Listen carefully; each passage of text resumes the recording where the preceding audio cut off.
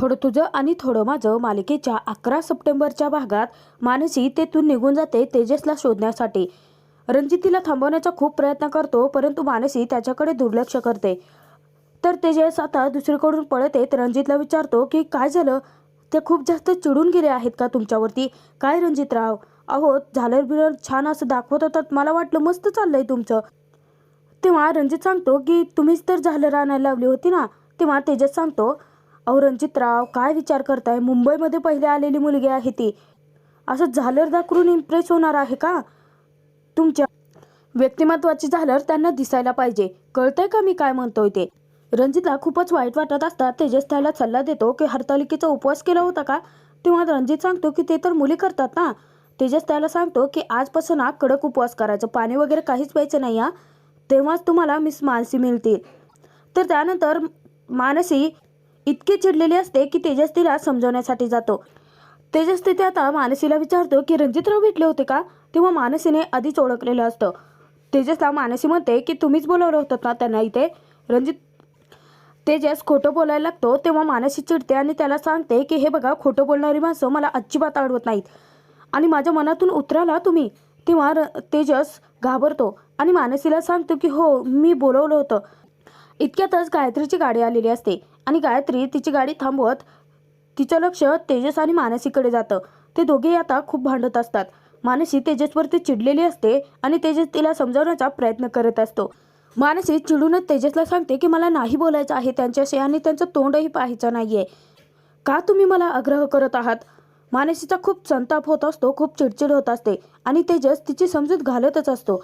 तेव्हा मानसी हात जोडून तेजसला सांगते की आतापर्यंत तुम्ही आमच्यासाठी खूप काही केलं आहे, आता बस. तर इकडे गायत्री आता गाडीच्या खालती उतरते आणि तेजस मानसीकडे पाहत असता मानसी खूप चिडून तेजसची बोलत असते. दोघांमध्ये वाद होत आहेत हे तिच्या लक्षात आलेलं असतं. तर मानसी तिथे तेजसला सांगत असते की मला काहीच सॉल्व्ह करायचं नाहीये, तुम्हाला का कळत नाहीये? तेजस तिथे मानसीला सांगतो की अहो बोलत नाही तर प्रॉब्लेम कसा सॉल्व्ह होणार आहे? तेव्हा मानसी सांगते की मला तुम्हाला बोलायची इच्छाच नाहीये आणि माझ्या मागे मागे अजिबात येऊ नका. तेव्हा तिथे सांगतो की येणार आहे मी मागे, कारण तुमची जबाबदारी घेतली आहे मी. मानसी सांगते की हे बघा, तुम्ही जर आता माझ्या मागे मागे आलात ना, मी आरडाओरडा करेन ना. आणि मानसी चिडून तेथून निघूनच जाते. तेजसला आता सुचतच नाही की चिडलेल्या मानसीला कसं मनवावं.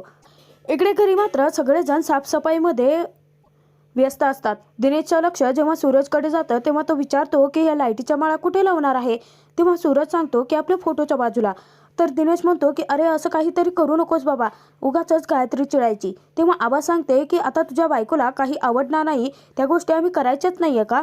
आपण सगळं गणपती बाप्पासाठी डेकोरेशन करत आहोत ना, आपलं घर छान छान दिसावं म्हणून करत आहोत ना, त्यात तुझ्या बायकोचा प्रश्न कुठे येतो?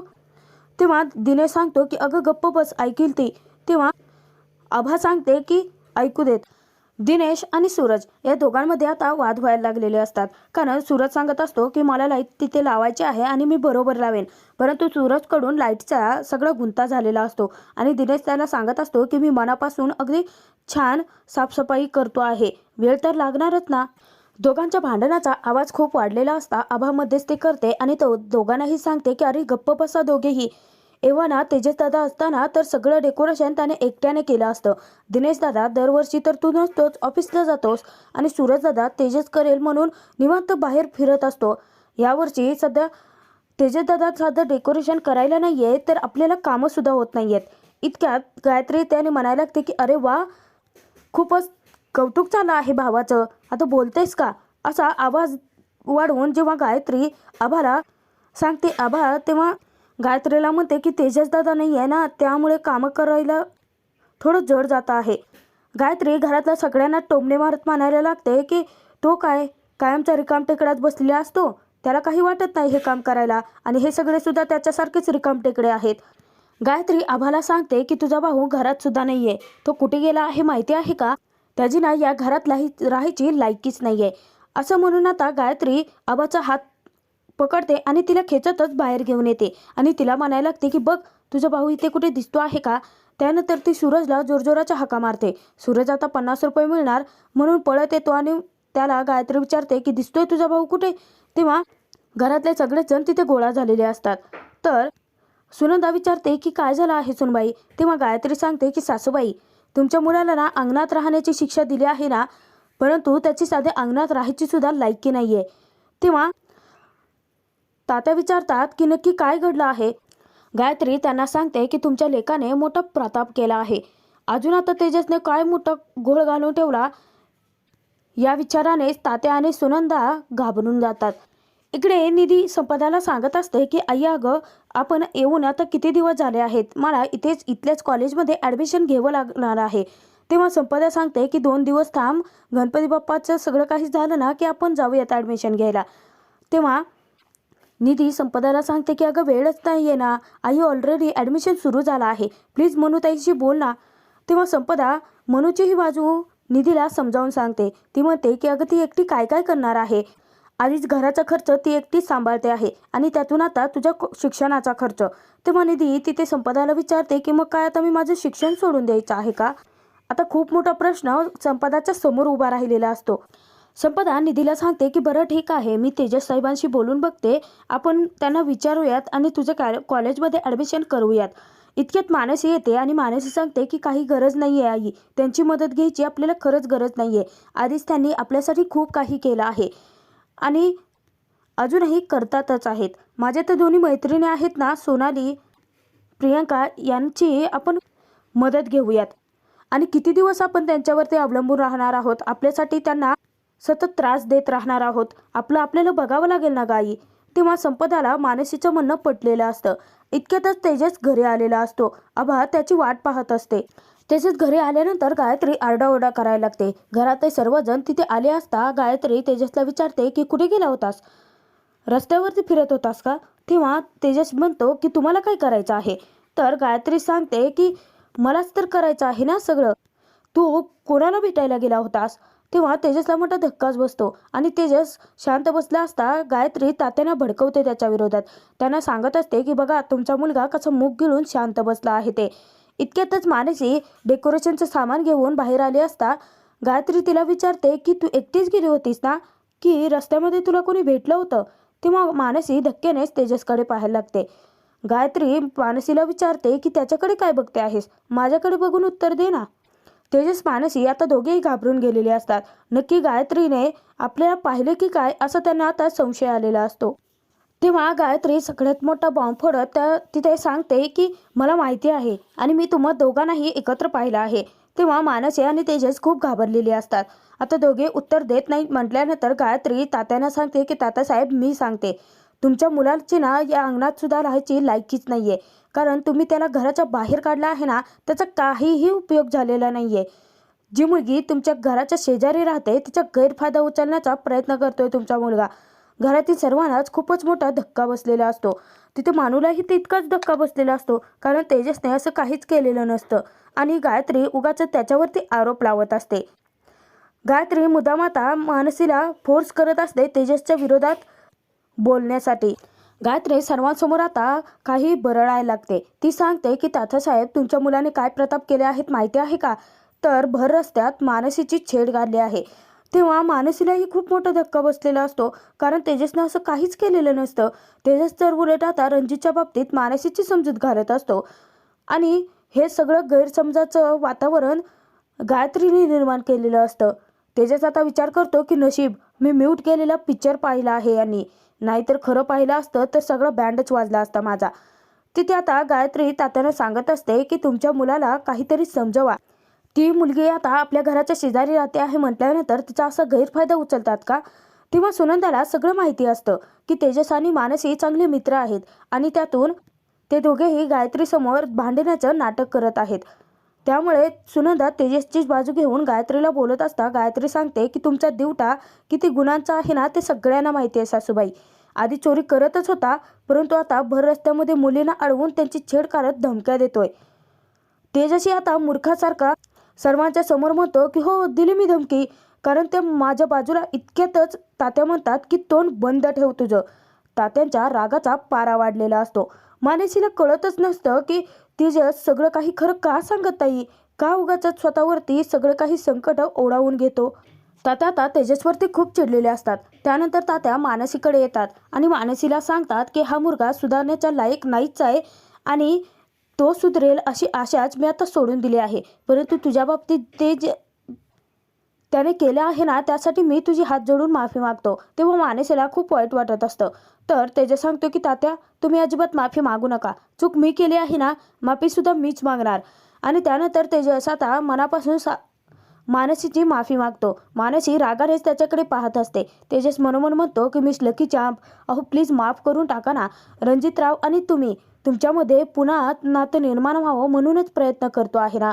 आणि कदाचित ते तुम्हाला आवडलं नाही, माझी पद्धत चुकली, त्यामुळे खरंच सॉरी. मानसी काहीच बोलत नसताना तेजस म्हणतो की अहो करून टाका ना माफ. आता काय तुमच्यासमोर साष्टांग दंडवत घालायचा आहे का? मग माफ करणार आहात का? तेव्हा मानसी चिडूनच तेजसला सांगते की माझ्यावरती ज्या जबाबदाऱ्या दिल्या आहेत ना, त्या कशा पार पाडायच्या मला चांगलंच समजतं. तुमची गरज नाही आहे मला. आणि त्यानंतर तात्यांना ती सांगते की तुम्ही माफी नका मागू. आणि गायत्रीला ती सांगते की मॅम, हे डेकोरेशनचं सामान आणलं आहे मी. गायत्री मानसीला सांगते की डेकोरेशन प्रभूंच्या घरात होणार आहे ना, मग त्याची तयारीसुद्धा प्रभूंच्याच घरात व्हायला हवी. आणि ती दिनेश, सूरज, अभा या तिघांनाही सांगते तिची मदत करण्यासाठी. आणि गायत्री तेथून निघून जाते. सगळ्यांच्या नजरेतून तेजस पुन्हा स्वतःहूनच पडलेला असतो, कारण त्याने खरं काय घडलंय हे सांगितलेलंच नसतं. तर त्यानंतर सगळेजण आपापल्या कामाला निघून चालले असतात. तेजस म्हणायला लागतो की ओ, मदत लागली तर सांगा डेकोरेशन. तेव्हा मानसी त्याच्याकडे रागाने पाहताच प्रभूंच्या घरात निघून जाते. तर दिनेश तेजसला सांगतो की अरे गप ना रे बाबा.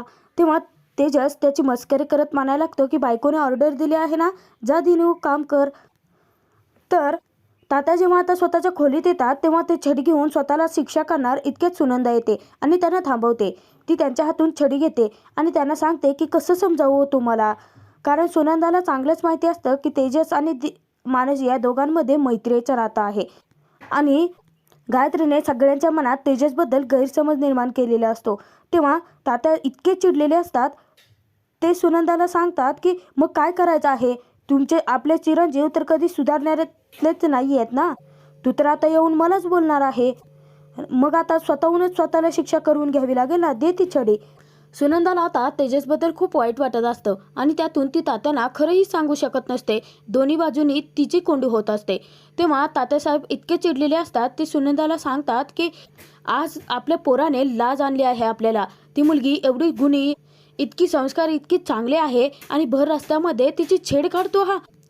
तेव्हा सुनंदा सांगते की अहो ते सगळं खोटं आहे. तर तात्या म्हणतात की खोटं कसं काय असू शकतं? सगळ्यांच्या समोर त्याने स्वतःहूनच त्याचा गुन्हा मान्य केला आहे. नशीब तेवढी तरी त्याची बुद्धी शाबूत आहे की स्वतःहूनच मान्य केलं त्याने. तात्या तिथे सुनंदाला सांगतात की तुझ्या मुलाला बजावून सांगतो आहे ना की हे सगळी थेरं आत्ताच्या आत्ता थांबव. तात्यासाहेब तिथे सुनंदाला सांगतात की गायत्रीने त्या मुलीला जबाबदारी दिली आहे ना डेकोरेशनची, मग ती पार पाडेल. तुझ्या मुलाला जरा समजाव असं सांगून ते निघून जाताच सुनंदा मनोमन विचार करते की कसं सांगू तुम्हाला की हे सगळं नाटक आहे. तर इकडे मानसीने आता डेकोरेशनच्या तयारीला सुरुवात केलेली असते. दिनेश, आभा, सूरज तिघेही आता तिच्या मदतीला आलेले असतात. मानसी एक एक करून सगळ्यांना एक एक कामं देत असते आणि त्यांनी आता डायनिंग टेबलच्या खुर्च्या वगैरे सगळं काही बाजूला केलेलं असतं आणि गणपती बाप्पाच्या आगमनाची सगळेजण तयारी करत असतात सजावटीची. आणि तेजस हे सगळं बाहेरून पाहत असतो. तेव्हा मानसी डेकोरेशन कसं करायचं हे आभाला सांगत असता आभाला तिचं काहीच पटत नसतं, कारण तिलाही वाटत असतं की मानसी आणि तेजस या दोघांमध्ये वाद आहेत आणि म्हणूनच ती मानसीचा तिरस्कार करत असते. परंतु तेजस बाहेरून मोठ्यानेच ओरडतो की कमाल आहे, एकदम कमाल. मानसी बाजूला गेल्यानंतर तेजस इशाऱ्याद्वारे आभाला सांगत असतो की मानसी ज्या प्रकारचं डेकोरेशन करते आहे ना, तेच अगदी योग्य आहे. आभा परत आता मानसीला बोलावते आणि सांगते की मला असं वाटतं की तू जे म्हणते आहेस तसं छान दिसेल, आपण अगदी तसंच करूया. मानसी पुन्हा खुश होते. त्यानंतर तेजस इशाऱ्याद्वारेच आभाला सांगत असतो की मानसी जसं म्हणते आहे अगदी त्याचप्रमाणे डेकोरेशन होऊन जाऊ दे. तर इकडे बाहेर सूरजदादाला मानसीने काम दिलेलं असतं हार ओवण्याचं आणि सूरजदादाला साधी सुई ओवता येत नसते. त्याचे हात थरथर कापत असतात आणि तेजस त्याला मदत करत असतो. तर तेजस त्याची मस्करी तितकीच करत असतो. त्यानंतर तेजस सूरजदादाकडे जातो आणि म्हणतो की दे, मी करून देतो तुला. परंतु सूरजदादा घाबरतो आणि तो तेजसला सांगतो की नको, तात्याने बघितलं तर तात्या मलाच मारतील. तेजस तिथे म्हणतो ठीक आहे, बस मग दिवसभर असाच खेळत. इतक्यातच सुनंदा बाहेर फुलांची परडी घेऊन आलेली असता ती सूरजला सांगत असते की बघ व्यसनामुळे किती हात थरथर कापत आहे तुझं, सांगते आहे ना सतत की व्यसन सोड बाबा आत्ता तरी. तेव्हा सूरज सांगतो की आई मला अजिबात जमत नाही आहे, ठीक आहे सोडलं, असं म्हणून तो हार करायचाच सोडून देतो आणि तसाच निघून जातो. तर सुनंदाला आता खूप काळजी वाटायला लागते. इतक्यातच मानसी येते आणि सुनंदाला सांगते की मावशी अजिबात काळजी करू नकोस, मी आहे ना, माझं घरातलं डेकोरेशन कंप्लीट झालं की मी येऊन हार ओवते, तू काळजी नको करूच. तेव्हा तेजस सांगत असतो की मी मदत करू का, परंतु सुनंदाचा इशाऱ्याद्वारे सांगते की तात्या. सुनंदा घरात गेल्यानंतर तेजस कान पकडून मानसीची माफी मागतो, परंतु मानसी त्याच्यावरती चिडून तिथून निघूनच जाते. मानसी अगदी हक्काने तेजसवरती रुसलेली असते आणि त्यानंतर थोड्या वेळाने तेजस आता घरामध्ये डोकावतो कोणी आहे की नाही आणि पटकन आता तेजस हार ओवायला घेतो. मानसी ज्यावेळी बाहेर आलेली असते तेव्हा तेजसने हारांचं स्वारी असं काढून तिथे स्माइली काढलेली असते.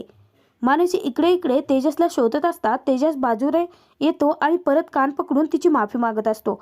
मानसी पुन्हा तेजसवरती चिडते आणि हार पकडून तिथून निघून जाते. तेजसला आता कळत नसतं की मानसीचा राग कसा घालवावा. हा भाग इथेच संपतो. पुढील भागात आपण पाहणार आहोत की मानसीने इतकं छान डेकोरेशन केलेलं असतं की सगळेजण तिचं खूप कौतुक करत असतात. तेव्हा मानसी तात्यांना सांगते की मला असं वाटतं की ते जर इथे उंबऱ्यापर्यंत आले ना तर त्यांनाही कळेल की त्यांच्याशिवायही अनेक माणसं खूप छान डेकोरेशन करू शकतात ते. तेव्हा गायत्री म्हणते की अरे वा, तुझं जसं कामात हात भरभर चालतो ना तसं डोकंही खूप फास्ट चालतं. तात्या तिथे तेजसला आता उंबऱ्यापर्यंत येण्याची परवानगी देतात. तर दुसऱ्या दिवशी जेव्हा प्रभूंच्या घरात गणपती बाप्पांचं आगमन झालेलं असतं, तात्या गणपती बाप्पांना घेऊन येत असता तात्यांचा अचानक पाय सटकतो. तात्या आता खालती पडणार तोपर्यंतच मानसी तेजस दोघे येऊन आता बाप्पाची मूर्ती वाचवतात. तेजस मानसी या दोघांनीही होणारा अपशकुन टाळलेला